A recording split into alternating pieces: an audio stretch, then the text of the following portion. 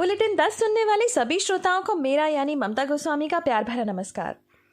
हमारी संस्था stand with nature द्वारा जलवायु परिवर्तन के ऊपर जन जागरूकता फैलाने के लिए चलाए जा रहे हमारे बुलेटिन में एक बार फिर से आप सभी का तहे दिल से स्वागत है। दोस्तों, जैसा कि आप जानते हैं कि इन दिनों हम वैश्विक प्रयासों के बारे में बात कर रहे हैं जो जलवायु परिवर्तन की समस्या के समाधान के लिए अब तक किए गए हैं, और आज का हमारा बुलेटिन भी इसी कड़ी का हिस्सा है। तो इसी कड़ी में बात करते हैं पृथ्वी सम्मेलन की। पर्यावरण में प्रदूषण के कारण पूरी पृथ्वी प्रदूषित हो रही है। वैज्ञानिकों और पर्यावरण विशेषज्ञों का मानना है कि यही स्थिति बनी रही तो इसके गंभीर परिणाम हो सकते हैं, जिनमें पृथ्वी पर प्राणियों और वृक्षों का बने रहना बहुत कठिन होगा। इस प्रकार से भविष्य में मानव सभ्यता का जीवन ही खतरे में पड़ रहा है। इसको मद्देनजर रखते हुए सन 1992 में ब्राजील के रियो डी जेनेरिया शहर में विश्व के 172 देशों ने पृथ्वी सम्मेलन का आयोजन किया था। शीत युद्ध के बाद विकास के मुद्दों पर अंतर्राष्ट्रीय स्तर पर एक साथ सहयोग करने के लिए सदस्य देशों की प्रतिक्रिया के रूप में पृथ्वी शिखर सम्मेलन बनाया गया था। पर्यावरण और सतत विकास किसी एक देश का विषय नहीं था, इसलिए विभिन्न देशों और संस्थाओं के बीच समन्वय स्थापित करना भी पृथ्वी सम्मेलन का उद्देश्य था।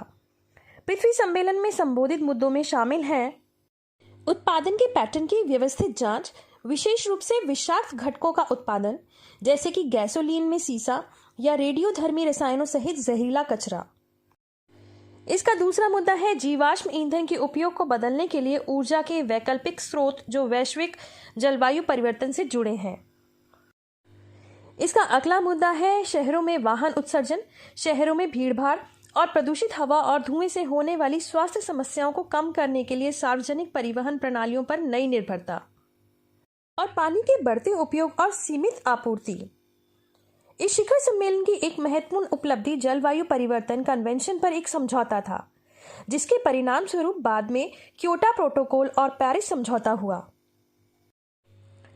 एक अन्य समझौते के तहत स्वदेशी लोगों की भूमि पर किसी भी गतिविधियों को अंजाम देना नहीं था जो पर्यावरणीय गिरावट का कारण होगा या जो सांस्कृतिक रूप से अनुचित होगा। पृथ्वी शिखर सम्मेलन के परिणाम स्वरूप कुछ दस्तावेज सामने आए, जैसे पर्यावरण और विकास पर रियो घोषणा, एजेंडा 21 और वन सिद्धांत। इसके अलावा महत्वपूर्ण कानूनी रूप से बाध्यकारी समझौते रियो कन्वेंशन हस्ताक्षर के लिए खोले गए, जैसे जैविक विविधता पर सम्मेलन, जलवायु परिवर्तन पर फ्रेमवर्क कन्वेंशन और संयुक्त राष्ट्र कन्वेंशन कॉम्बैट डिजर्टिफिकेशन। रियो में समझौते के अनुपालन को सुनिश्चित करने के लिए पृथ्वी शिखर सम्मेलन में प्रतिनिधियों ने स्थायी विकास आयोग की स्थापना की। 2013 में CST को उच्च स्तर के राजनीतिक फोरम ऑन सस्टेनेबल डेवलपमेंट द्वारा प्रतिस्थापित किया गया, जो कि हर साल ECO-SOC बैठकों के हिस्से के रूप में मिलता है। राज्यों, समाजों और लोगों के प्रमुख क्षेत्रों के बीच सहयोग के नए स्तरों के निर्माण के माध्यम से एक नई और न्याय संगत वैश्विक साझेदारी स्थापित करने के लक्ष्य के साथ अंतर्राष्ट्रीय समझौते की दिशा में काम करना, जो सभी के हितों के सम्मान करते हैं और वैश्विक पर्यावरण और विकास प्रणाली की अखंडता की रक्षा करते हैं। पर्यावरण और विकास पर रियो सम्मेलन घोषणा करता है कि सभी देश पृथ्वी के पारिस्थितिक तंत्र के स्वास्थ्य और अखंडता के संरक्षण और बहाल करने के लिए वैश्विक साझेदारी की भावना में सहयोग करें। वैश्विक पर्यावरण गिरावट में विभिन्न योगदानों के मद्देनजर देशों में सामान्य लेकिन विभेदी जिम्मेदारियां हैं। विकसित देश इस जिम्मेदारी को स्वीकार करते हैं कि वे वैश्विक पर्यावरण और अपने समाजों और उनके द्वारा वित्तीय संसाधनों के दबावों के मद्देनजर सतत विकास की अंतर्राष्ट्रीय खोज में हैं। उत्पीड़न, वर्चस्व और व्यवसाय के तहत लोगों के पर्यावरण और प्राकृतिक संसाधनों की रक्षा की जाएगी। पर्यावरण प्रबंधन और विकास में महिलाओं की महत्वपूर्ण भूमिका है, इसलिए सतत विकास को प्राप्त करने के लिए उनकी पूर्ण भागीदारी आवश्यक है। दुनिया के युवाओं की रचनात्मकता, आदर्शों और साहस को एक वैश्विक भागीदारी बनाने के लिए जुटाना चाहिए, ताकि सतत विकास हो सके और सभी के लिए बेहतर भविष्य सुनिश्चित हो सके।